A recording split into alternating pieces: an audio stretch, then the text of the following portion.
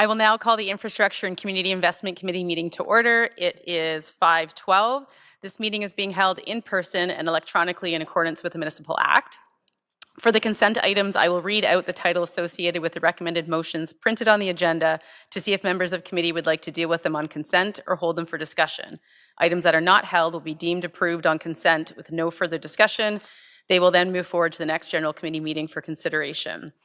The first consent agenda item is 6.0, reports of advisory committees. There are 12 advisory committee reports to be received. Are there any concerns with any of the advisory committee reports? If none, I will consider them all to be received on consent. Seeing no issues or concerns, they are received. Next consent agenda item is 7.2. That is the report back the culture plan update. Any concerns? Seeing none. And the last consent agenda item is 7.3 regarding electric vehicle supply equipment update. Anybody want to hold? No, seeing none. Okay, and those are approved on consent. All right, moving us back. There's no public meetings, no open delegations this evening, so we'll get right into presentations by staff, officers, and agents. There are 3 presentations on the agenda this evening. Before we start, I would like to change the order of business to have agenda item 7.1 concerning the Kempenfest consultations considered at the same time as presentation items 3.1 and 3.2 regarding Kempenfest. Are members of the agreement? Yes, lovely. Okay, we'll move into the first presentation. It's 3.1, the presentation concerning the Kempenfest consultation. I would like to call James, tourism developer of Banneken, to the podium to deliver the presentation.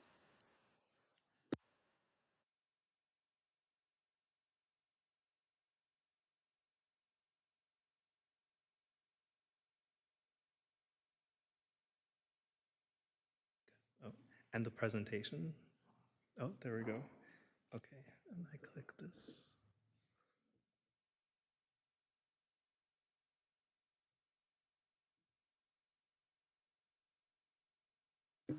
Just give us 30 seconds here and we'll get the presentation up. Okay. Fingers crossed.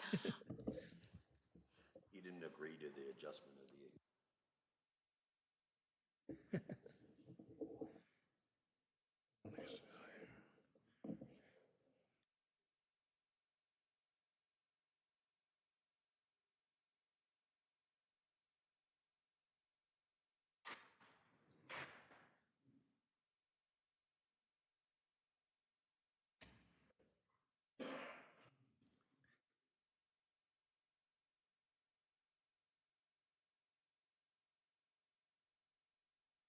Should I start or?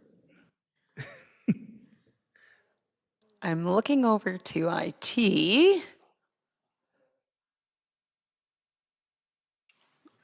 Do you have it pulled up for yourself? I have my notes, so I can. You have your notes. Speak. Do the committee members have the presentation pulled up on their devices? Oh, but I guess the audience at home, if there's anybody online, wouldn't be able to. Just turn it off and on.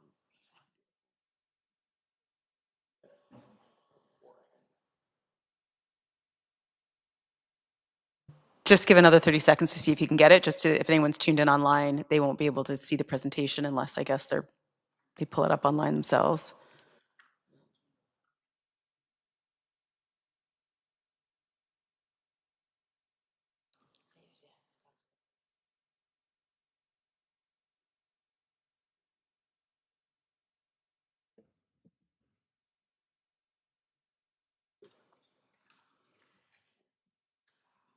We can start. I can pull it up.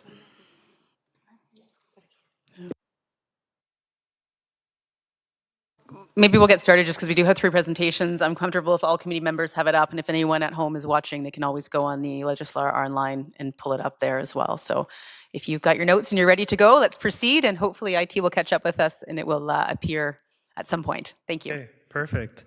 So thank you for the opportunity to present to all of you. So in the slides, I did have a land acknowledgement, and just before beginning, wanted to recognize that without the lands, waters, and living things in and around Kempenfelt Bay, Kempenfest wouldn't be what it is today. And so I'd like to acknowledge where Kempenfest takes place today as the traditional territories of the Anishinaabe, as well as the traditional territory of the Wendat Nation. We're also on Treaty 16, Lake Simcoe Purchase of 1815, which is really interesting to learn about working on this project because the signing between the Crown and certain Anishinaabe peoples actually took place at Kempenfelt Bay. So there's that interesting connection of where Kempenfest and the signing of this treaty took place. So my name is James Arteaga. I am the tourism developer at Banneken, which is a Canadian-based professional services company specializing in research, strategy, and development, and strategic communications within and beyond the tourism space. And for this project, I'm pleased. I had the pleasure of working with my colleague Camilo Montoya Guevara, as well as Ruth Burns, who's the executive director of Ontario Culture Days. And if you don't know, Ontario Culture Days is a non-for-profit organization that celebrates artists and cultural groups across Ontario's communities through its programming, including an annual province-wide festival called Ontario Culture Days Festival. So for today, I'll talk a bit about the project overview. In the presentation, there are some visualizations of some evaluation tools that we develop as part of this project, and then really talk about the recommendations. So around the project goals and objectives, in December 2024, the City of Barrie engaged us at Banneken in collaboration with Ontario Culture Days to support the city and Kempenfest with a festival review. And from the onset, we developed a project goal and related objectives, as well as a research engagement and communications plan and critical path to guide our research through the project. To achieve the goal and objectives that we did identify, we use a variety of research and engagement methods, including reviewing over 30 background documents and tech context documents, as well as marketing materials, facilitated one in-person baseline business modeling session, conducting an in-person festival site review with festival organizers, conducting research into 3 comparator festivals, and conducting 18 key informant interviews with current and former Kempenfest Board of Directors, municipal staff, municipal councillors, and the mayor, among others.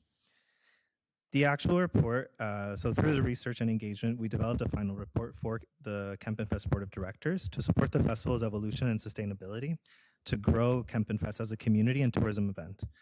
However, at the same time, the strategic recommendations given in the report also provide clarity on how the City of Barrie, with support from key partners like Tourism Barrie, can support the festival moving forward. Importantly, the research and final report are based on Kempenfest 2024, which was selected for review because it was the latest year the festival took place at the time of the project. As a result, the strategic recommendations are based on the planning and execution of Kempenfest 2024. However, we do recognize in the report that there have been many initiatives undertaken by Kempenfest before 2024, especially before the pandemic, and after 2024 in preparation of Kempenfest 2025. And this is just important to note because it is something, it shows the continued evolution and adaptation of Kempenfest each year, particularly finding solutions to concerns from previous years and leveraging new opportunities identified to increase sustainability and innovation. So some of the tools that we developed, one of them was a performance metrics, and this was developed to support Kempenfest in thinking about how to start to identify which kinds of metrics to be collecting and identifying to be able to have some kind of measurement to see how they're growing and progressing over time. Another tool that we developed is a template to track promotional campaigns to inform marketing needs and opportunities. And then we also provided a list of priority groups. So these are groups of people that funders are looking to see identified in the festival board or senior leadership makeup, the types of artists that are coming. And then the last resource that we developed was a list of potential funding resources available to the festival based on what it offers and what it provides. So for the recommendations in this report, they're divided into 3 strategic areas. So the first is governance and management. The second is operations and marketing. And then the third is partnerships and collaborations. A total of 29 strategic recommendations were provided on how to support the festival's evolution and sustainability to grow as a community and tourism event. These are divided into ongoing or continuous recommendations, short-term recommendations, so from 2025 to 2026, medium-term recommendations from 2027 to 2030, and then long-term recommendations from 2031 to 2040. Importantly, for ongoing short-term and medium-term recommendations, Kempenfest Barrie Inc., so the organization that is Kempenfest, has been identified as the key lead actioning organization. However, there is a need for Kempenfest Barrie Inc. To work with the city and to determine how the city can support in some of those lead actions. For the long-term recommendations in the report, Kempenfest Barrie Inc. or the City of Barrie have been specifically identified as lead actioning organizations. So the first area, governance and management, identified 8 strategic recommendations, and these focused on governance and management of Kempenfest. So within short-term strategic actions, we identified 3. So the first was to conduct an organizational strategic plan to reset the organizational structure and review of the organization's governance, roles and responsibilities, priorities, financial management, and partnerships, as well as formally set the organization's values, vision, and mission. The second was to review and strengthen the organization's existing governance policy to formally set and familiarize the board of directors as a governance board instead of a working board. The third is to work with Admiral Live to strengthen their service agreement so that their work with the organization could support the organization's system and viability. For within the medium-term strategic actions, we have 2. So the first one is to clearly position and raise the profile of Kempenfest as a lead organizer and main organization responsible for festival administration, programming, and relationship management, including partnership development. And then the second one is developing a multi-year festival strategy that provides long-term direction and guidance for the festival organizers, including the festival's goals, planning priorities, value propositions, programming and audience engagement innovations, and opportunities for potential partnerships. Within the long-term strategic actions, we have 3. So the first is to create a social and environmental returns fund that all festival partners and participants can contribute to financially to support local initiatives, non-for-profits, and NGOs in the name of Kempenfest. The other one is to develop a minimum local goods procurement requirement for vendors. And then the third is to expand Kempenfest's mission and monitoring efforts to include environmental contributions and benefits as part of the festival's focus. The second area, operations and marketing, identifies 13 strategic recommendations, and these focus on the operations and marketing of Kempenfest. So within the short-term strategic actions, we have 4 recommendations. The first one is to review and reassess festival organizers' role and responsibilities to identify potential gaps and overlaps and identify human resource needs. The second is to strengthen the festival's operations plan. The third is to develop a multi-year festival marketing strategy to provide long-term direction and guidance for marketing and promotion efforts, including increasing visitor numbers, so those people that are traveling 40 kilometers or more. And then the fourth, to continue to develop and strengthen the yearly festival marketing plan to identify the strategic marketing and promotional tactics to implement that year and align the plan with key marketing partners such as Tourism Barrie. Within medium-term strategic actions, we identified 4. So the first one was to baseline the festival's waste and emissions, to plan for data-based transition and explore alternative energy solutions. The second was to establish relationships with environmental protection and revitalization organizations to help inform festival planning and suggest environmental programs. And for example, some organizations the Kempenfest could work with would be Pollinate Barrie, Clean Up Barrie, among others. The third is to identify ways to reduce environmental impact of the festival. And then the fourth is to collaborate with the City of Barrie on vendor familiarization and single-use plastic reduction and removal initiatives, such as information sharing, fee reductions for waste cap, etc. Within the long-term strategic actions, there were 5. And the first one is to set a goal to be a single-use and waste-free festival by 2031 and celebrate initiatives and progress. The second is to facilitate a space or platform, for example, an advisory committee, for festival organizers to inform city planning processes and future infrastructure projects and improvements based on their needs and festival event locations. And this was one of the actions that was specifically identified as the City of Barrie being the lead. The third is to encourage environmental protections and enhancements of festivals through grant incentives with dedicated environmental targets. This was another one specifically identified for the City of Barrie. The fourth is to work with festival organizers to develop waste-free policies and set a citywide goal for fully removing single-use plastics and other waste from festivals by 2030, again identified for the City of Barrie. And then the last is to collaborate on a communications campaign to highlight the social and environmental benefits of festivals and events in Barrie, also one identified specifically to be led by the City of Barrie. The third area, partnerships and collaborations, identified 8 strategic recommendations, and these focus on opportunities to strengthen and develop new partnerships and collaborations for Kempenfest. Within ongoing strategic actions, so these are actions that there is no set time, it should just always be done. The first was to strengthen existing and explore new partnerships with local Indigenous leadership, groups, and communities. Second is to continue to explore opportunities to improve transportation options to the festival. For example, the shuttle service, Metrolinx, Ontario by Bike, who works a lot with cycling enthusiasts and people who use bikes. And then the third is to continue to work and explore new opportunities with industry associations, organizations, and groups, including local cultural groups, to be involved in Kempenfest. Within the medium-term strategic actions, there were 4. So the first one was to grow local economic impact by partnering directly with local businesses and representative organizations to develop festival packages. The second is to formalize a relationship with the City of Barrie by developing a memorandum of understanding for clarity on support and expected reporting needs.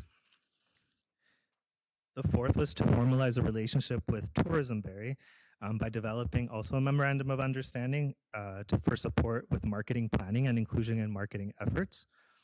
And then the fourth is to formalize relationships with the downtown Barrie business improvement area, also through a memorandum of understanding for clear network access to local businesses and potential supports and packaging and special promotional creation. And then finally, for long-term strategic actions, there was only one, and this was just to collaborate with social representation organizations to provide vendor and volunteer opportunities to underrepresented community members, including Barrie Pride, Barrie Native Friendship Center, Women and Children Shelter of Barrie, among many others. And with that, that is the report. Thank you very much. Thank you very much, James, for the presentation. I will first ask if there's any questions from members of the committee. Councillor Rietma. Thank you, and thank you, Madam Chair. And thank you for the report. It's certainly interesting and it's got a lot of great ideas in it. And I think that that's something that that report certainly should be followed up. And I think for sure, Kempenfest is one of the great festivals in Ontario, let alone in Barrie. So I think we have a really good thing going. My question to you is, do you foresee a day when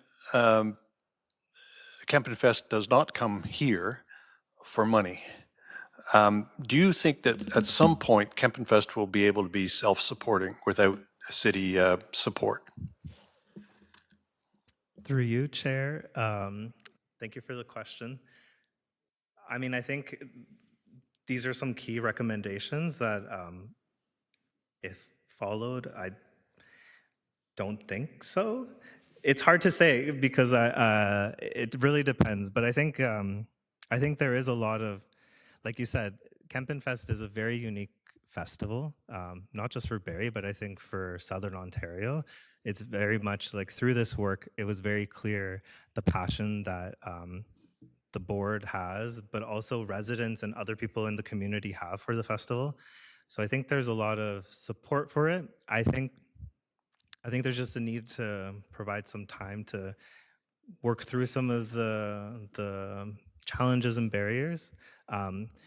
One thing though, many festivals, especially large festivals like these, Kempenfest being a large festival for Barrie, there's always a need for support from the city.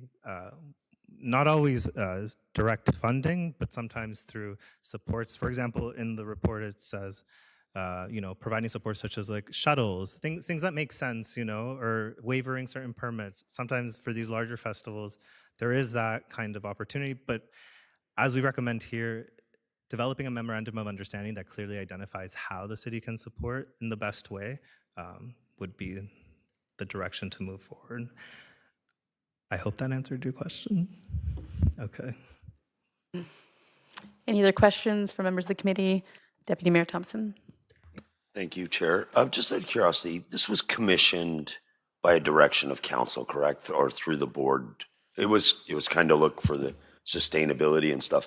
And to be honest, I was actually surprised there was no economic side of it. Like, if we do A, the return on investment is B, because there is an ask financially, and I think that purpose was the marrying of data through Tourism Barrie and the stuff they were to do, but it was to have a financial sustainability. I understand, like, there's a lot of social things that we've talked about in this report, but there's zero economic return on the investment. Like, and I think the purpose of commissioning the report was to look at the growth, the sustainability, the connection to everything. But to be honest, I don't see a single slide deck of any economic return and how we move forward.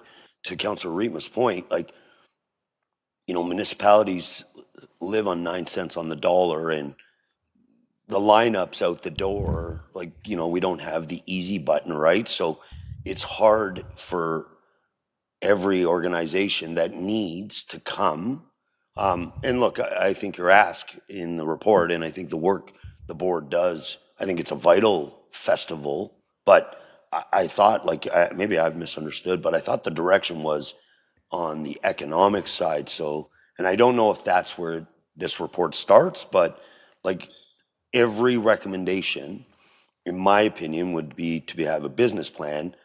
Recommendation 1 would yield this or would do this for it to move forward. So that's maybe a concern, I guess, with the report, but I appreciate it, and there is lots of data, and there's lots of great things we could do to move forward, inclusivity and all that stuff. I understand, but yeah, I thought that the report was to help us look at a sustainable model where the festival grew and not always relying on city coppers. Thank you. Can I respond? Oh, through you, Chair. So the scope of the work was to provide recommendations on how to become a more sustainable moving forward, finding innovative ways. We looked at, for example, visitation numbers using some of the existing data that existed. It wasn't part of the scope to look at specifically the direct, like focusing just on the economic impact, but really those overarching recommendations of what certain things the CampFest needs to do to be able to work towards a more sustainable, self-sustaining future. So there is something that you mentioned. The first recommendation is to develop I have it here. So conduct an organizational strategic plan to reset the organization's structure and review Kempenfest Barrie Inc.'s governance roles, responsibilities, priorities, financial management, and partnerships, as well as formally set the organization's values, vision, and mission. I think there's certain things that need to happen before other things, and this was one of the main things that we learned. There's a lot of, there isn't one set document that identifies the key objectives, the key purpose, like what are those guiding principles, or what are the priorities of the festival? Yeah, I'm not sure if that actually answered your question. Through you, Chair. Maybe just to follow up, like maybe an example. So there's, I think it's in 2030, midterm, or maybe it was actually long term, about, for example, being zero waste, which is very, you know, inspiring and all that stuff. But like, in a report, I would like to see, today we generate X in waste. This is our goal. Here are our guidelines. Here are ways we can do it. But like, to say by 2040 we're going to be this without a direction, like, we could do this next year, but your request from here would be about $300,000. So that's what I'm trying to look for. Like, I just, a starting point, because that's measurable. You know, every year CampFest has gotten better with, you know, we use transit, which is better for the environment. I know like they've gotten away from bottled water and stuff like that. Like when I read this, it sounds like we're not doing anything today, and where we'd like to get to in the future I would love a starting point. So Through you, Chair. I'll just say that again, it's an overall review, so it is just those strategic recommendations. It doesn't mean that there isn't more work to be done. So some of these recommendations do allude to potentially exploring more deeply on like the waste reduction. So we say in one of the, just as an example, one of the recommendations is basically baselining how much waste currently is produced from the festival to then be able to create a plan and be able to measure how much it's reducing year over year. These things take years. They don't happen from one day to another. So just to say that, yeah, it's like overview recommendations, but there is more work to be done for sure. Any other questions from members of the committee? Back to Councillor Rima. Thank you, Madam Chair. I do agree with your very early recommendation to have a good hard look at resetting the board. And I'm just wondering, it seems to me, if I recall the structure more or less, it's largely made up of the community service groups, right? And I'm just wondering how you foresee that changing in terms of how that all works together. Any comments on that? Through you, Chair, I would just say I think it's definitely a conversation to be had with the existing board and other stakeholders. I'm not sure if I'm the right person at the moment to say how that could grow, but all right, like for your question is how it could evolve moving forward. Yeah, I feel like there's a need for some more community or stakeholder engagement with the board and other people involved with the festival, but definitely something that we heard in the research was exploring ways that other community groups that may not have existed when the board was created to find opportunities to include them in different ways. Maybe it's not through the board of directors, but through other means where they have input in how the festival evolves over time. But I would say that's something, yeah, to further explore as well.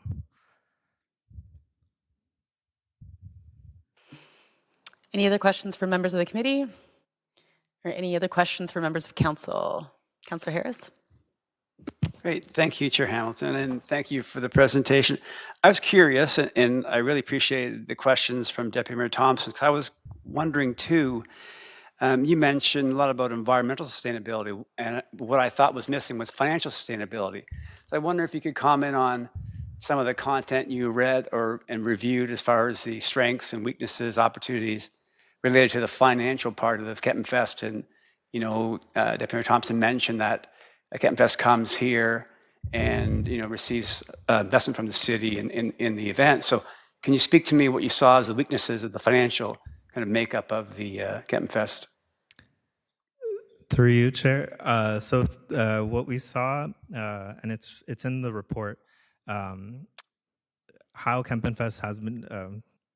There's certain how to say this, certain financial challenges that currently exist, but we saw that they have been reducing some of the debt that they have, and they've been. Again, it's a long process, but they have been working towards reducing some of their debt. Is that what you mean? Well, yeah. Maybe what's the to the other side of that? What's the top elements of opportunity to reduce the debt to actually increase the revenue? Through you, Chair. So what we saw through reviewing the festival, there's different ways that they've generated revenue. One of the clear things was that there was a need for better clarity on some of the financials and how much actually is generated from Kempton Fest. So it's one of the recommendations actually to, I'm just trying to find it here. Just having like a centralized way to really collect all that financial data. Currently, how Kempton Fest is structured, it's very, there is Kempenfest, but then there are all the different social organizations, and so it's not fully clear. And so that's really the big observation for us. There's an opportunity there to just work on improving clarity around their financials. Great, thank you. And if I can, Chair Hamilton, also was curious, and you mentioned, again, short-term goal, looking at resetting strategic plan, values, vision, mission. And I found it curious, it was interesting, 8 of the 13 operating marketing goals relate to environmental type initiatives. So a couple questions, curious, is that something that you've heard that was part of their vision mission to move towards more an environmental focus for Kempenfest? And the second part would be, as relate to the financial sustainability being one of the key interests, and it's a great festival. I'm a Barrie person, so I go every year, love it. So is the effort and 8 of the 13 marketing operations recommendations being focused on single-use plastic environmental concerns, are those seen to be items that would improve the financial bottom line? So just if you could comment. Sorry, I'm not using this microphone. Through you, Chair. So one exercise that we did as part of the research was to use a flourishing business canvas, which is a business modeling canvas that goes beyond the traditional business model and really starts to make someone think about what is the environmental impact, social impact of your business, and thinking long term. Through that exercise, it became clear there weren't a lot of considerations around the impact of the festival on the environment, while also recognizing that a key asset of the festival is being on the bay. So there was a bit of a disconnect of recognizing that that's a key consideration. That's the place that it takes place, and it didn't seem that that would change in the near future. And so thinking of ways to ensure that it's environmentally sustainable, that's where those kinds of recommendations came to be. We didn't, I mean, potentially investing in those reducing environmental impacts or reducing the waste could reduce certain costs. One of the things that we also identified is that the area where Kempenfest takes place doesn't have the infrastructure for that kind of festival currently. So there's certain things that they're having to bring to the location because there isn't already, say, a spot to connect for hydro. So they need motorized engines or access to water. So there needs to be, so those kinds of things currently do have a significant environmental impact as a result of the festival. And so, and it's one of the reasons why we recommended having some kind of communication between not just Kempenfest, but other festivals and the city when thinking about infrastructure development or other kinds of development that may impact where a festival takes place. And in this case, the largest festival in Barrie. So thinking about those connections. I hope that answered your question. Okay, thank you. Yeah, I appreciate the answers. Thank you. Councillor Kungle next.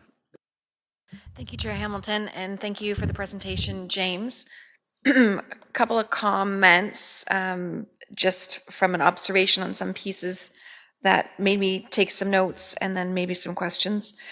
So seeing that you're identifying different Canadian heritage priority groups, and then you've noted some other ones, and I'm assuming we'll take this all however it moves forward as a including but not limited to, like things like Métis and others that are well established but not necessarily inclusive under some of the references.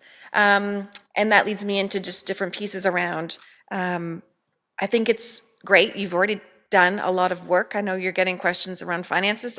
It'll be nice to see that come forward too, but this is, for me, there's a lot of work that's behind this, so I like where you're starting to move the thinking and the considerations, and hoping that baseline will come back when you start looking at a strat plan, then like what exactly are your baselines and what are we measuring against? Some pieces that will be interesting, I'm assuming, when we see kind of the next iteration of this or as this gets more informed, is the waste piece. So There's a lot of interesting pieces. So while you've kind of put City of Barrie, I won't put staff on the hot spot to say, is that fair or not fair to tag you to these things? Because I don't think it's an all or nothing. So, while we can look at permits and then getting certain vendors that carry certain types of products, it's also knowing then where's your garbage going? Is it a local landfill or an external landfill? And regardless of that, matching your products with your destination. But outside of that, we've seen over and over again, and Mariposa Folk Festival is a really beautiful example of where they've come, and I'm assuming they're a stakeholder, having volunteers actually at waste bins to facilitate the direction. Because even though you've got products that might be recyclable, if they're contaminated, they're still waste. So there's much more to this than just simply product and whose responsibility and how do we collect it. I think it's also around then metrics and considerations around who are we currently dependent on. Like, there's so much goodwill and beautiful relationships that happen across the city between Rotaries and even like your board, who is a working board. Like, there's a lot. So it's looking also at, from a sustainability, not just financially, but who's your goodwill and what is their in-kind contributions. And so while we still see some hard financial asks, there's still a heavy in-kind, I think, city partnership around this too. And so I think the broader scope is also, what does it really take to make this work?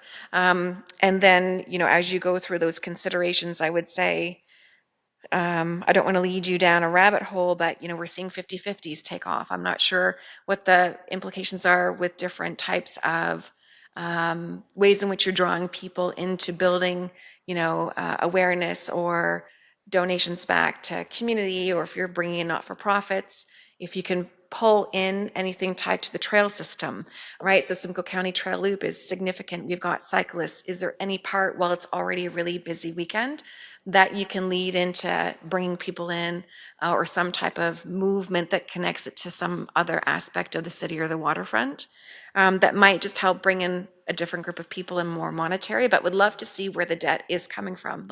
So when we talk about financials, is your strategy targeting areas that you can actually impact change depending on where you're actually seeing, is it just not enough revenue across the board?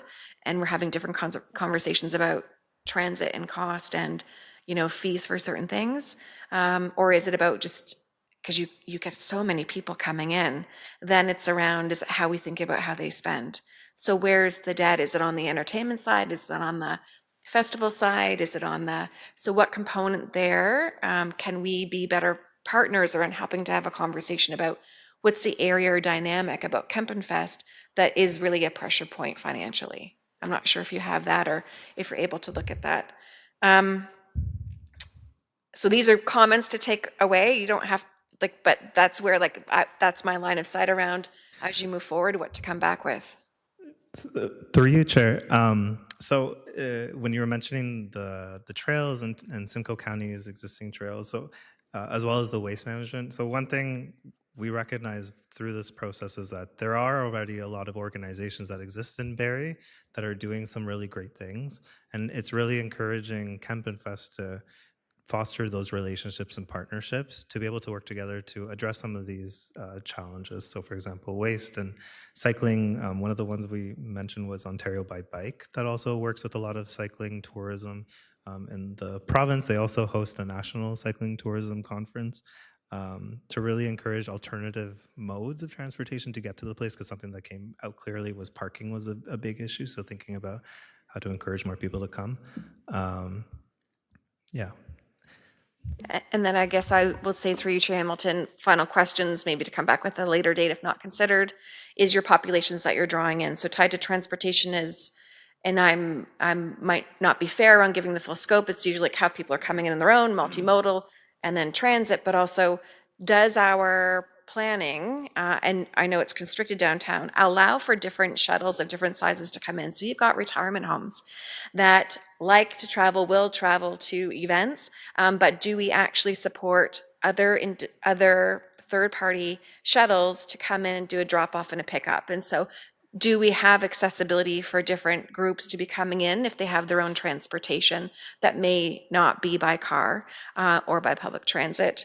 And then lastly, I think that is just around accessibility from how are you attracting different groups and other creative things. So who's not coming and why aren't they coming? And what I'm seeing is different lenses around stimulation or overstimulation or just different unique pieces. So seeing silent discos happening where you're giving an opportunity to kind of be in a space that isn't overly stimulated or loud, but is just a different or unique approach. That's an experience people haven't had before, but might fit in. And people seem to be traveling for this or choosing those types of interesting, like day dances. So things like that may be not highly costly to do, but might invite them into different parts of the city or different things where families might want to try them on versus a day in a place in the sun. And so are we moving people enough in place and are we providing enough access for them to want to stay in place? Yes, through you, Chair. Yes, agree with all those ideas. I think but, the key thing is having that like strategic document. So really like focusing on identifying what is the purpose of Kempin Fest, what are our objectives, and to achieve these, what sorts of things should we be offering, what sorts of things do we need to think about around logistics, how are we thinking about people moving through, how are we reaching different community members, if one of the key things is to bring community to be a homecoming thing, or if it's focused on arts and culture. That document is the first recommendation, and that's why it's the first one, because it's really thinking of those foundational pieces to then be able to think about all these other things that would come after. Yeah.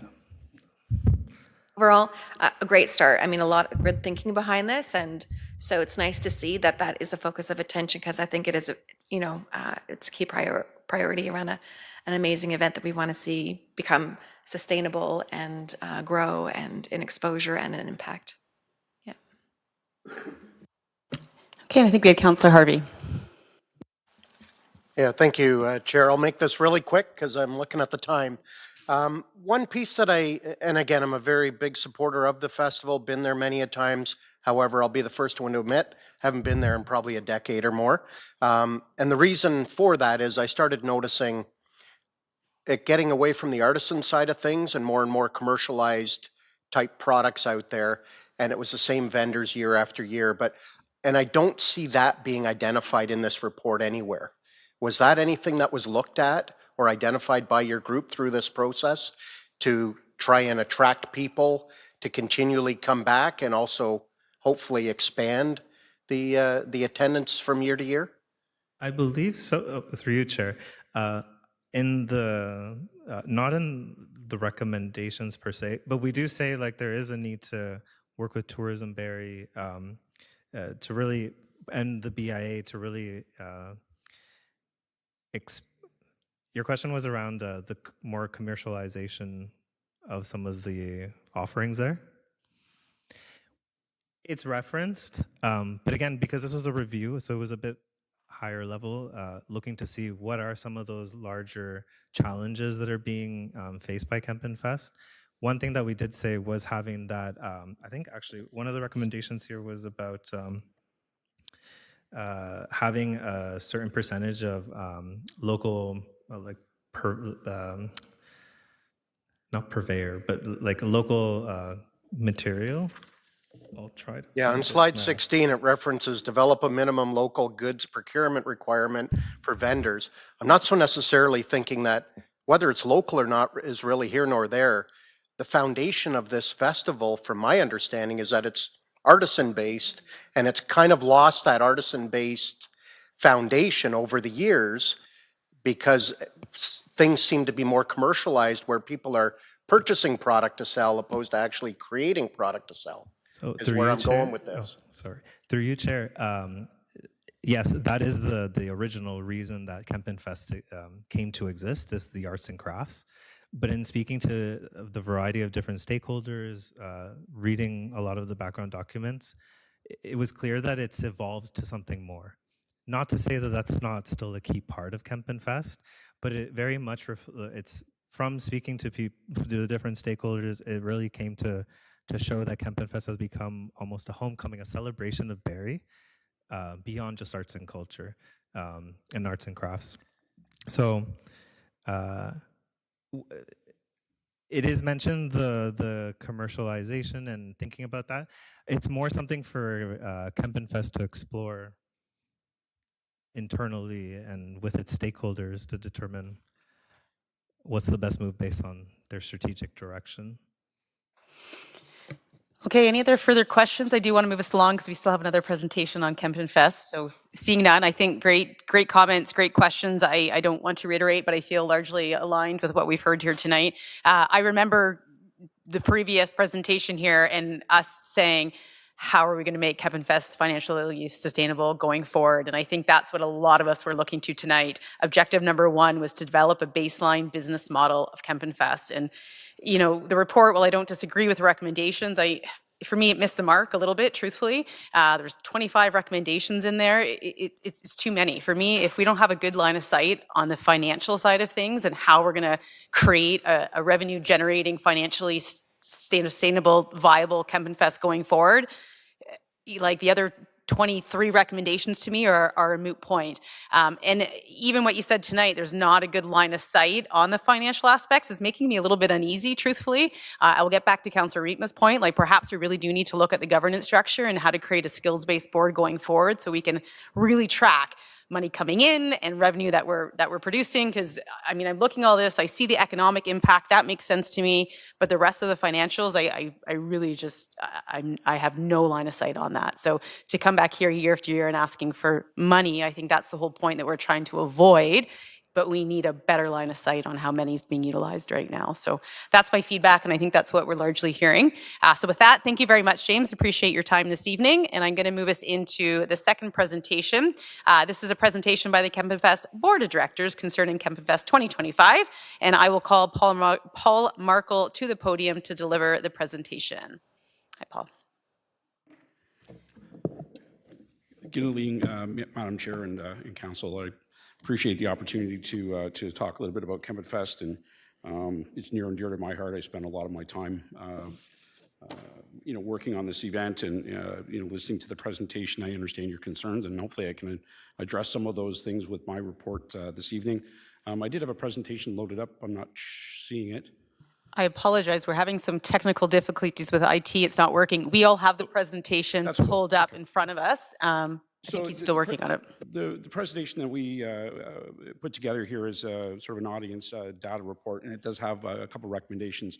I'm going to blow through this as quickly as I can. There's 19 slides on here. It's relatively self-explanatory, but it does address some of the questions that were brought up in the previous report and from council members. For the most part, our marketing reach for Kempton Fest is something that we've been focusing on in trying to increase our radius beyond 40 kilometers and to increase our tourism rate, because we believe that Kempton Fest has the opportunity to drive tourism dollars into the community, and our focus really is on those incremental dollars that are coming to the city, not on what's already spent here. We know that about 70% of the people that come to this event are actually from our area. So the other, in this case last year, about 25%. Those are the ones that we're really trying to make sure that are staying on the ground and spending their dollars in this community. Largely, we use local media from Rock 95, Cool 107.5, Pure Country to support this. Part of that is because they provide financial support through marketing, but they also have that local reach. And then we have been doing some additional work with regards to transit, putting advertising on Go and some of those places with the help of Tourism Barrie. So we do have a working relationship with Tourism Barrie. Is it as strong as it needs to be? Absolutely not, and that's something that we're working towards. And we did take the report from Banneken very seriously. However, the timing of that report and their scope was such that we didn't really have a lot of chance to implement everything that was sort of in there, but it is in our long-term planning. But taking some of the things that we learned along the way, and things that we weren't really considering, some of those are because of the nature of the way the Kempton Fest Board is put together. When you start talking about environmental concerns, not really on our map, and we're just trying to stay afloat. And if you've paid any attention provincially to what's happening with festivals and events, we just found out today that the Riverfest in Elora is basically been canceled. We're under tremendous pressure. The economic impact of rising cost is really what sort of drives a lot of the motivation behind how we sponsor this event and where we go. Councillor Harvey talked about moving away from an arts-based festival to more other things and having some commercialized things. Some of that is because we need to generate revenue, but it's also because our audience is telling us that that's what they want to see when they come to Chemfest. So in terms of annual attendance growth, last year we saw a bit of a decline in overall attendance, but we did see an increase of about 7.5%. I don't have my glasses on, I apologize. We're about 6,500 people in unique visitors. So we know that it is attracting more and more visitors to our town. And again, one of the slides in here talks about tourism versus local attendance. Those numbers are slightly down, but I think there's a lot of factors that sort of play into that are more around the way that people are spending dollars and just the current economic environment. They're spending less, they're traveling less. We were hoping to take more advantage of people staying in town or in Ontario this year, and we did see some of that. With regards to overnight stays, it's interesting. Chemfest really is a local festival, and people that come to our festival don't necessarily stay overnight. And when they do stay overnight, they're staying with family and friends for the most part. But we are seeing an increase, obviously, in Airbnb and some of those stays, and those do contribute to the MAT tax. And we are monitoring that and looking at different ways of working with Tourism Barrie and our hotel operators. The addition of new hotels in town, I think, will help, obviously, to make that easier for people to stay. We also have a tremendous number of vendors that are here that are using a lot of those places to stay while they're here for the festival. With respect to returning and new attendees, we saw a 14% increase in new attendees coming to the event. And we noticed that there's about an 85 or 86% retention rate with prior visitors. So we think those numbers are strong, but they certainly have the potential to grow. And that's really where our focus is on making sure that the event, which can't get bigger, is better every year. We add new attractions and we do things to make sure that people are coming and finding something new and to discover, but also being able to get that homecoming type feel where they come back and there's some familiarity with it. Again, we try to do what we can to ask for repeat vendors. Strategies along ticketing, for instance, with our concert series. Multiple day passes are what we're looking for in the future. Those are also strategies for increasing revenue, which primarily is our biggest issue. Last year, and I don't have all the financials yet, and I apologize for that, but again, it's just timing. We had a 1% differential in our expense budget. So what we projected for expenses, we missed by about 1%. Where we had some problems is with our top line sales. We had a number of our major sponsors back out as a result of tariffs. And then we had short timelines to be able to recover all of that revenue. But revenue really is what is the issue with Chemfest. And hopefully we can get into a few seconds of what the governance structure is and what we're working on as a board to make changes to that in conjunction with the report that we've gotten from Banneken. Talking about daily attendance, this is another opportunity for this event. Friday night is a night when the event really isn't operating. We do a concert on Friday night, but really the festival hasn't started yet. We do have the Midway that's operating. We have Oasis, which is a beer garden that's run by the Knights of Columbus, and they do kind of a soft launch for family and friends. But when you see 26% of our attendance being on Friday, and we're not even open, to us, it says that there's an opportunity there to expand our operating hours or look at how we can attract people for a longer period of time, which again is going to generate economic impact for the city. But there are some logistical issues with that we need to consider because we still have people loading in, and we want to make sure that everyone's safe while we're doing that. Patron group sizes, not much to see there. Most people come in ones or twos. Our ticket packages for the concerts are up to 6, so we're trying to attract those groups to come as a mass.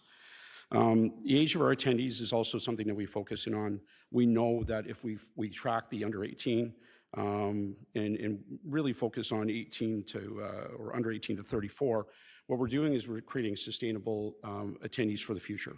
This is an event where we want families to come back year over year. My kids come. I'm sure that many of the counselors here have family that return every year, and it really is a bit of a homecoming. We still see strength in those older numbers. The demographic between is primarily women that are coming to this event, but the men are pulling up their socks, and it's not that much of a differential, quite frankly. In terms of audience demographics, this is predominantly, a Barrie festival, and you're going to see it reflected in the color of the event. But there is programming now, especially on the community stage, where last year we put in some programming for which included the BIA.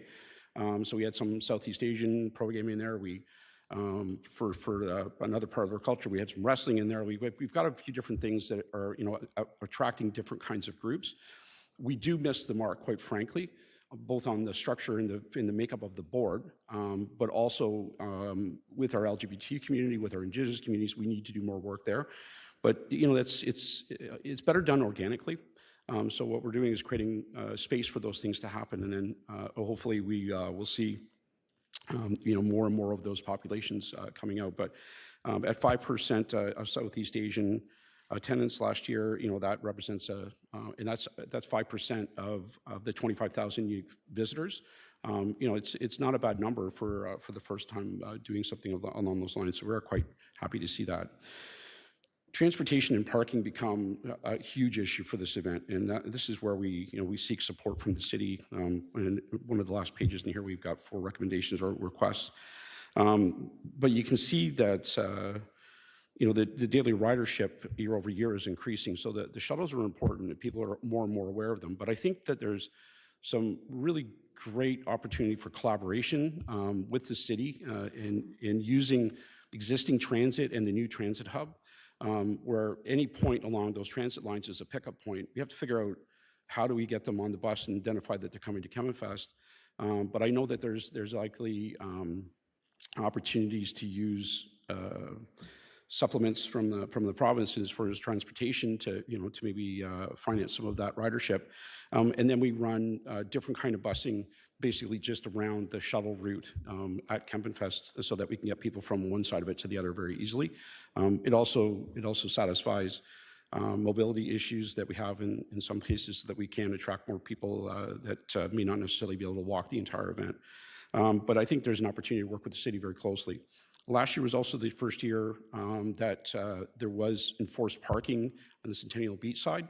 A lot of the information that we got back in terms of satisfaction for the event, which comes up a little later, were related to people being unhappy with the parking situation, and that's understandable. For 50 years, we haven't charged, no one's been charged for parking, and all of a sudden we are. We have no issue with parking enforcement. It in fact helps us. It makes the event safer. But it needs to be done in a thoughtful way where we're not giving them 3 days notice. We're giving them more notice, so we have an opportunity to market that way.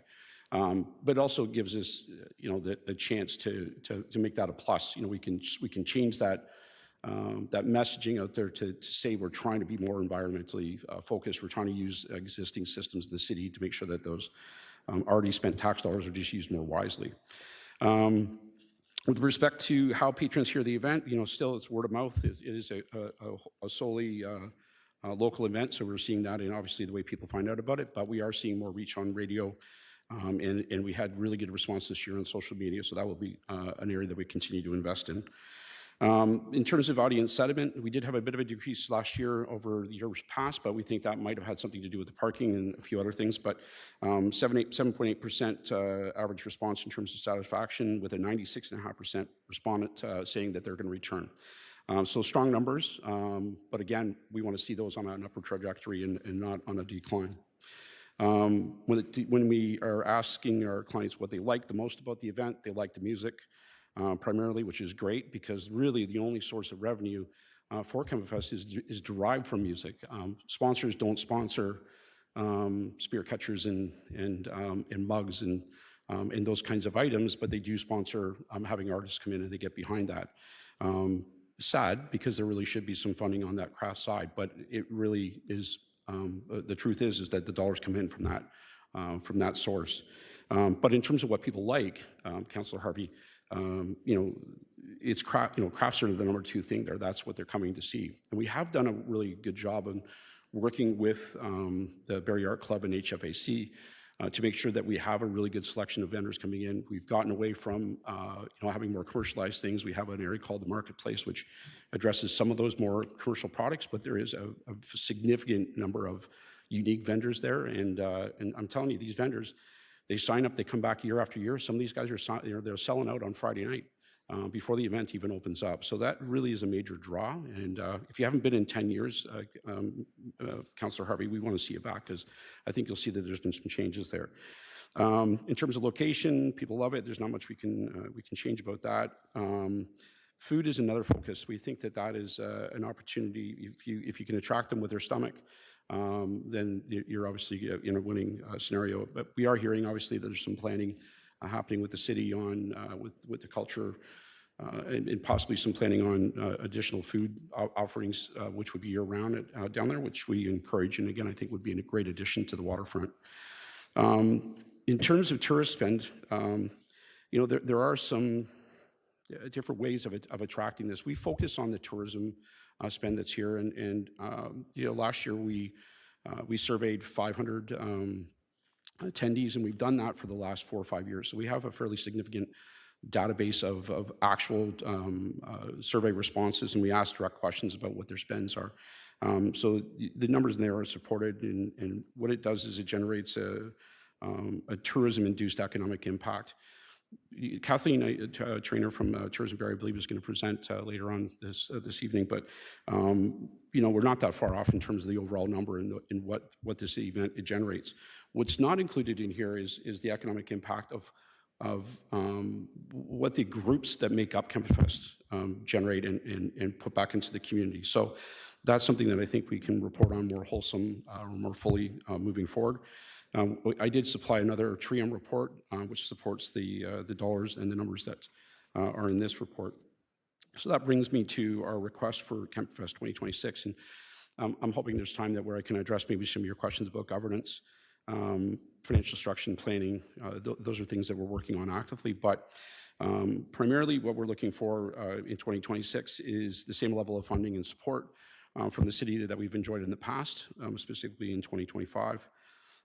We want the city to work with Campfest organizers to develop a transit plan that utilizes existing bus routes and the new transit station, in addition to the Lakeside Shuttle Loop funding provided to Campfest in 2024 and 2025.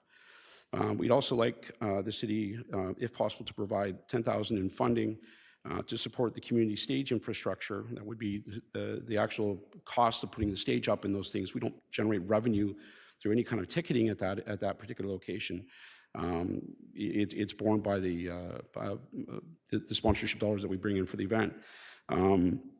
But we do understand that there is a culture and event grant program that's being explored right now. So if that funding doesn't come to fruition in time for next year, we'd like you to consider helping us with that other event. If you can't, that's fine. We'll find a way, but it is something that would really help us to offset some of our costs. And then again, we'd like the city to work with Campfest organizers to develop a coordinated parking enforcement communication plan. So we know that that's where the mayor wants to go. We want to go with them. We just want to do it in a coordinated way. I'd like to thank you for your time, and I'd be happy to entertain any questions. Great. Thank you for the presentation, Mr. Markle. Any questions from members of committee? Councillor Rietma. Thank you, Madam Chair. And thank you, Mr. Markle, for all the work that you do on this one, and for the whole board. I know that there's an awful lot of effort goes into it, and I appreciate very much as well. My suspicion is that Campfest over the years has grown and grown and grown, and the infrastructure and the board capacity hasn't grown with it. And I think it's really time to have a good hard look at that. One of my questions is, have you considered somehow incorporating the stage at Meridian Square into Campfest? And the thought behind that, of course, is to draw more people casually into the downtown. So any thoughts on that? Yeah, we have had that conversation with the BIA, and quite frankly, there's the other component of that, which is what the real function of Campfest is, and you have to understand the structure of Campfest. to understand that that probably wouldn't work, in moving the stage completely. It also starts to draw the event out through the marina and a bunch of other areas that would really dilute everything that we're trying to accomplish there. Suffice it to say that if I was to develop this event again right now, not in the 70s when it was born, we wouldn't have the same business structure that we have right now. It would be completely different. But the nature of that governance structure and organizational structure kind of creates problems for us. We're working through them. We're working with a consultant to fix that governance model, but there are a lot of considerations as to where the income comes and where it goes. Essentially, Kevinfest is a not-for-profit, like a business, right? That all of the income that comes into it goes out through its partners and nothing's retained, and that creates issues for us. So having a more fulsome governance model where all of the income comes into one place, runs the event, and then is distributed back to those organizations so that they can put it back out into the community is really where we want to get to. But there are some challenges with that, especially in working with a different group. So we're keenly aware of that. As it relates to the Meridian Square stage, I would love to have that as a component of the event. We just need to figure out how that we would work with the BIA and Tourism Barrie, obviously, to make that happen. Okay, I appreciate those answers. I think they're right on, actually. I just had a question about the numbers that you gave us. One of them was that direct municipal tax was $87,000, and that sort of indirect tax, or the total tax that was generated by the municipality was $198,000. Am I reading those numbers right, or am I? Yeah, I don't think we were talking about tax at all. That might be a typo. All right. They're in that. Can you give me the slide number? You gave us a memo, the economic impact of Kempenfest in Simcoe. And it was a 3-4 page memo, and it's on. That's the TRIUM report? That's the next presentation, Councillor Rima. Oh, is it? Yes. Oh, okay. Then I won't ask you the question. I can give you an answer if you want, but I don't think it's going to be the right one. Any other questions from members of the committee? Councillor Negussi. Thank you, Chair Hamilton. That was great presentation, sir. Quick question on slide 15. What did you list about the event? And others is indicate 48.63%. I'm very much interested to know what are included in others. Is it safety? So the raw data on this is extensive. I mean, it could be anything from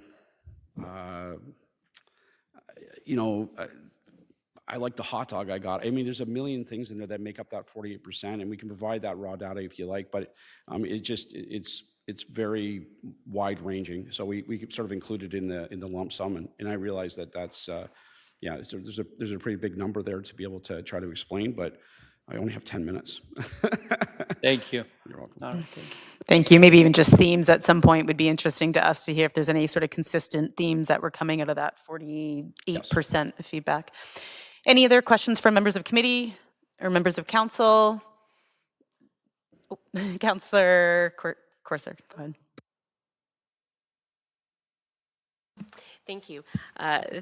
Thank you, Chair. I just, I might be a little bit in the weeds, but I wanted to just ask a couple of questions about the billboard advertising that you're doing through Pattison. Is it charged? I remember that we had I don't even know if I should be asking you that. I know that we had an agreement when we put that billboard up that we would, for local advertising, it was to be complimentary because of the issues with putting that up. I guess I would ask through you, Chair, to maybe Mr. Prowse? Or was that Rebecca? Sorry, Mrs. James Reed. Thank you, through you, Chair Hamilton. I can speak to that. This is an issue that we've been working with the Ministry of Transportation on to secure the signage advertising space on the en route, and we are very close to having that finalized. However, the details of that is still kind of waiting to be in writing, but the principle of it is that it's for City of Barrie events and City of Barrie communications and information. So I think this one might be a bit of a stretch because it's not a city event, whereas something like the Air Show or Canada Day would fall within those parameters. So once I finalize the details of that, I will do a memo to council. All right, thank you for that. And another question was for hotel capacity.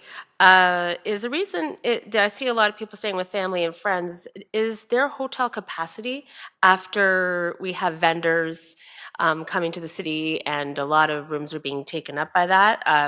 I'm just wondering if we actually have ability to put them up in visitors up in hotels. Do you want my Chamber of Commerce response? Sure. You know, we need capacity. You know, the city's growing. It's going to continue to grow. We need capacity. That's coming. We've got, you know, 2-3 hotels on their way, and hoteliers coming. Kathleen Trainer and Tourism Barrie can answer that question a lot better than I can. My understanding is that we are at capacity through that weekend, but it's the summer, and I think we're at capacity pretty much every weekend. I think the reason why people stay with family and friends is because it's a homecoming, right? And again, you know, when you're looking at a lot of austerity, you know, right now, and people saving dollars, they're just trying to come, and they're trying to make the best of the event. It's not a cheap event, you know. I mean, when you really get down to it, you know, we've got vendors that are selling barbecues and you know, expensive things. There's concert and beer prices. Like it generates a lot of income from that perspective. So wherever they can save $1, I think they're trying to.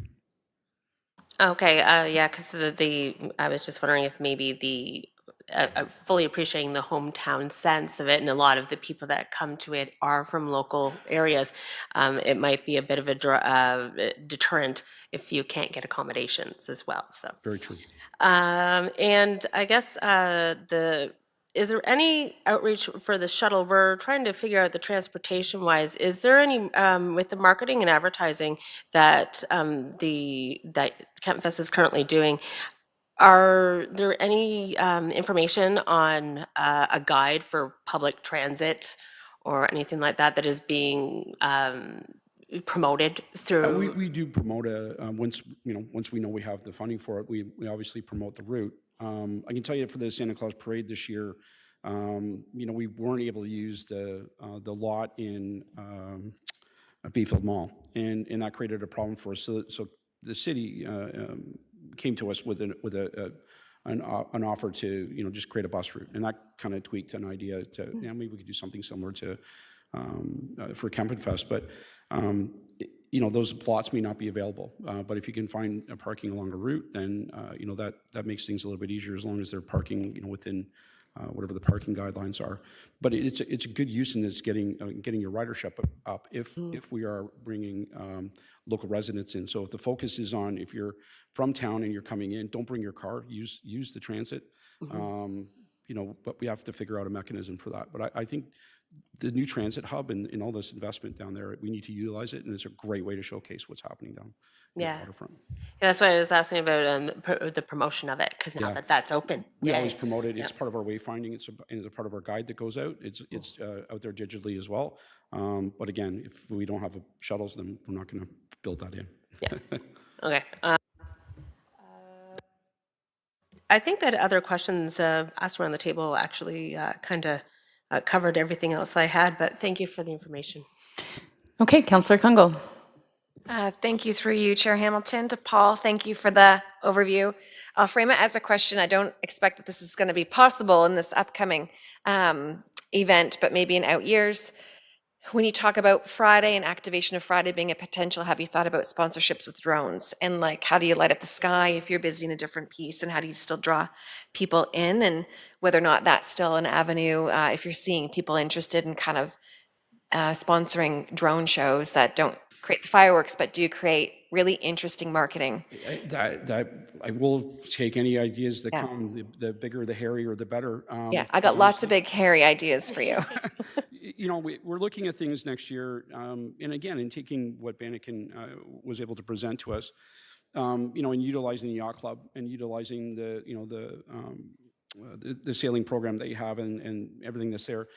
We also talked with city staff about, you know, the potential of using some of the local planes that are in the air show to promote the air show, which is there's opportunities that we can do a bunch of different things. Yeah, a drone show would be awesome on a Friday night. We just, again, have to take a look at the fact that we have 250 arts and crafts vendors plus all of our suppliers coming in and setting up.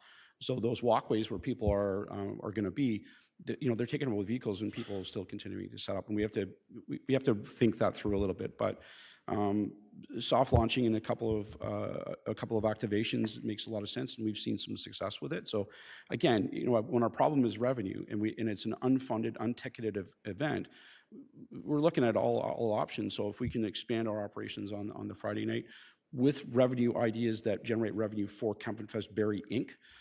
To retain, then I think that's the way to go. At some point, I'd love to tell you about some of the changes we made structurally with our financial plan in relation again to this and the plans we have as far as a strategic plan and some more cohesive forward thinking. Some of it related to the bank, but a lot of it related to what we need to do. And I think I have one more year as chair, and my focus by the end of that period is to have a strategic plan and a multi-year financial plan that will ensure that we're not coming to the city. That's not what we want to do. What we want to make sure is that this event does not end, that it continues to drive revenues back into the city like it always has. Continue. I'll frame it as a question if it helps, but really from a bigger picture, my last kind of comment / question is there opportunity to have a conversation? I know you talk a bit about not really wanting to draw the event from downtown, but then I would say noticing that you're probably looking at a high proportion of the local, the homecoming, you're staying with friends and family. I go every year. I don't want to park downtown.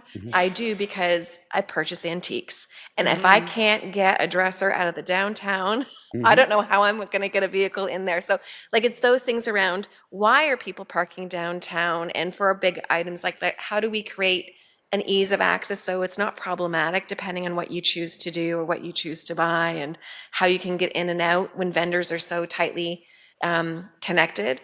So just thinking about how do you move things, maybe not people, and will that alleviate it? Because I would say I would love a concept that has lawn chair luminata in Ward 3 at the East Bayfield Community Center, and you have drop-in, and I know we got camps going, but if families are going, usually I'm with teenagers who are squirrely, and adults definitely want to do something different than teenagers, and so, or really young ones.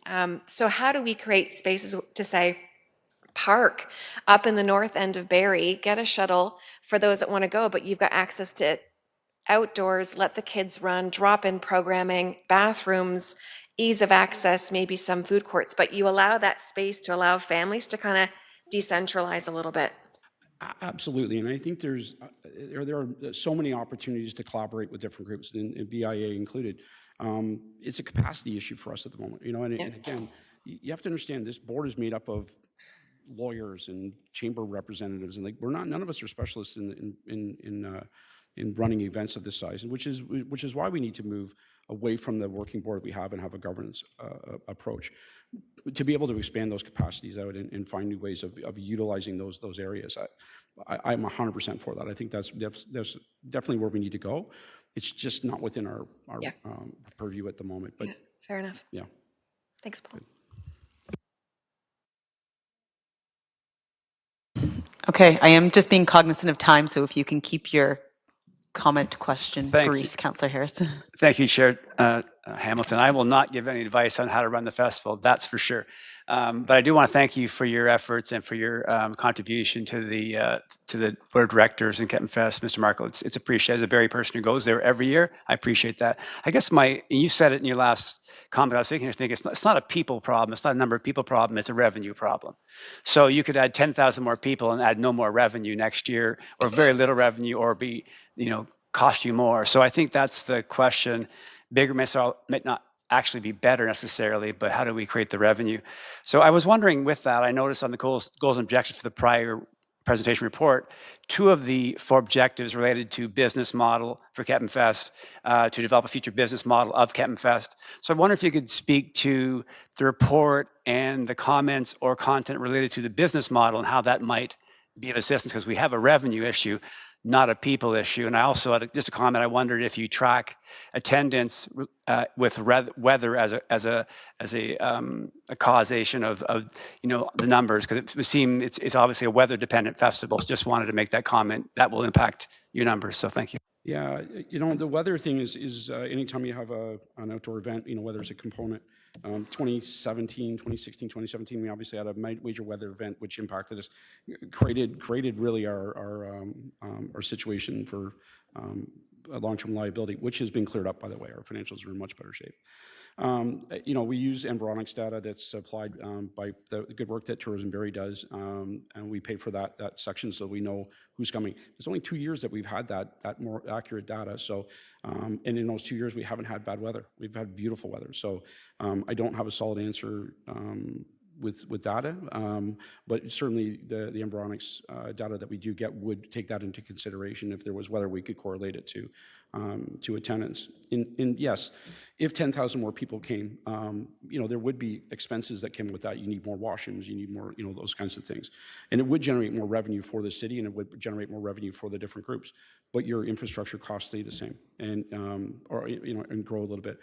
Where we need to focus on is generating sustainable revenue for the event, and that'll be solved by changing the governance, and we know that. So it is something that we're working towards, and as I said, having a plan to get that done is my goal. Whether we get that executed in that time frame, probably not.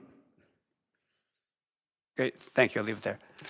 Thank you, Mr. Markle. I think exactly what you just said. The issue is a revenue generating one, and it links back to governance. So I think that's good that you've got clarity in that. I am going to bring us to the next item just because of time here, but just one final thing for you. You said there was a 1% differential in expenses this year.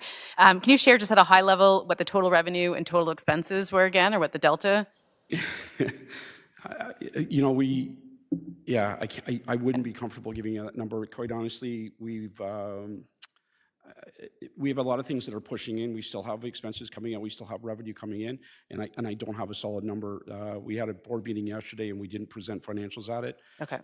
We approved the budget moving forward, but we haven't approved the financials for last year. That will come at a later date. I would be able to provide that to you when they're available, and as soon as they're available through the city as well. But I think that'd be great, because I think that's the starting point for us, right? What's the delta? What's the problem we're trying to solve when it comes to the revenue side of things? It's not in the hundreds of thousands of dollars. Yeah. It's in the tens of thousands of dollars. Okay. And in terms of our balance sheet, we're cash positive. We don't have a cash flow problem at all, right? We have bands booked for next year. We're decades ahead of where we've been. What we do have is a bit of a shortfall. Like any business, we're following our balance sheet. The balance sheet looks strong. It's going in the right direction, and we brought people in with financial expertise to kind of help us guide that. Good. And we see a balanced budget for next year. Okay. And then building into a reserve on years past. So if that Okay. helps. That helps. That helps. Okay. Give some context anyway for us and people watching as well. And then, do you know, and maybe you don't, and providing this information afterwards is fine as well, just how much fundraising sponsorship you received this year? Ballpark? It was in excess of 300,000, but it's again kind of a little convoluted, and we could provide you a clearer number, down the line. So, Okay. yeah, I apologize for not being more clear on that. Nope, that's fine. Follow-up's fine. I'm putting you on the spot. And just for city staff, can you remind us again how much city provided total funding, which would include like staff support, but what that total financial realm would be? Is it 37? To you, Chair Hamilton, in 2025, it was $25,000. 25,000. It was 10,000 side stage and 15,000 transit. Okay. However, we didn't use 10,000 for the side stage. We only used the transit. But Portion. The direct support is a different number, right? Okay. Okay, thank you for that. I'm going to move us ahead here, and we did change the agenda, so we're moving into one of our reports, 7.1, which is a Kempenfest consultation. Do I need to read all of the items here? I do not. Do I need to put it on the floor? It's just to be received. Someone puts it on the floor? Could someone please put it on the floor? Councillor Rietma, thank you. And all those in favor? All those opposed? And it passes. Thank you. Okay, moving us into our third presentation then. This is 3.2, presentation by Tourism Barrie concerning the methodology for measuring the economic impact of festival and events. This was your question after. I would like to call Kathleen Traynor, Executive Director of Tourism Barrie, to the podium to deliver the presentation. And you're already there, great. Go. Thank you. I do have a presentation of just 5 little slides. It's not up, but that's fine.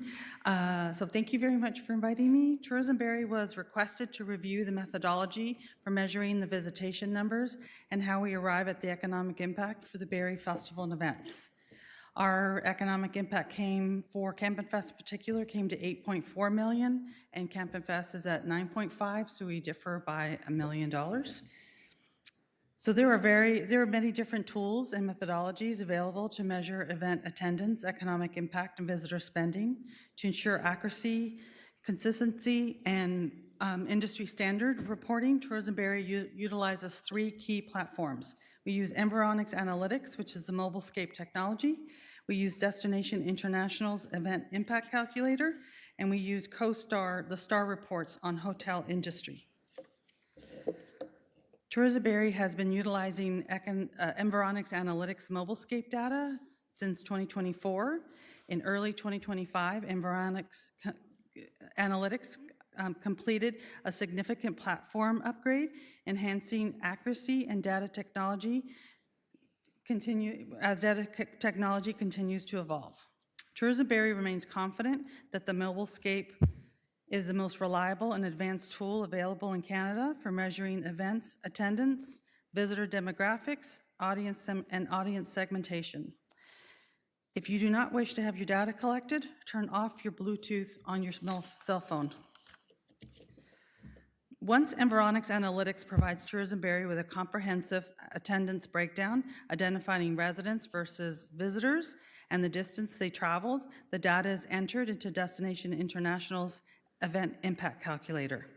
This platform was developed by Tourism Economics. It is a division of Oxford Economics. So for over 15 years, they developed the platform 15 years ago and has been continuously refined. This economic calculator is an industry standard model used by over 380 destination marketing organizations globally. The calculator is a sophisticated matrix that integrates data from a wide range of government data sources.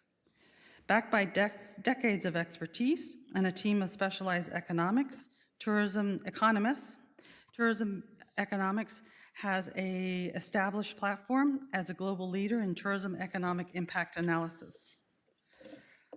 For the past 10 years, Tourism Barrie has relied on STAR reports to monitor Barrie's hotel sector.